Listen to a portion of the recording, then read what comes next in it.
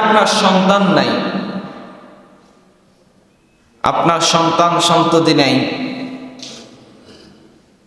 আপনি যদি এই কষ্টটাকে নিজের ভিতরে লালন করে আল্লাহর দরবারে বারবার বারবার শুকরিয়া আদায় করেন, এই শুকরিয়া আদায়ের কারণে আল্লাহ আপনাকে সন্তান দিয়ে দিতে পারে। সন্তান অন্য কেউ দিতে পারবে? অনেকে মাজারে যায় সন্তানের জন্য।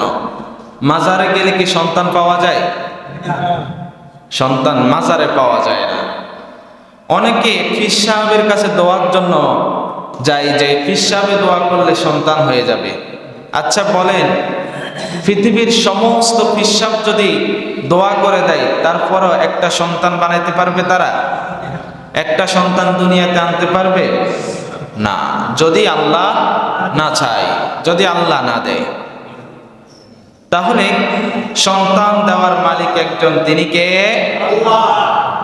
আল্লাহ রাব্বুল আলামিন কাউকে সন্তান দিয়ে সন্তুষ্টি করেন, কাউকে সন্তান দিয়ে পরীক্ষা করেন, আবার কাউকে সন্তান না দিয়ে পরীক্ষা করেন। আল্লাহ এক একজনকে এক একভাবে পরীক্ষা করেন। আল্লাহ চাই কাউকে সন্তান দিয়ে ভরপুর করে দেয়, আল্লাহ চায় না কাউকে নিঃসন্তান বানায় রাখে। এজন্য সন্তান দিতে পারে একজন, তিনি হলেন আল্লাহ রাব্বুল আলামিন।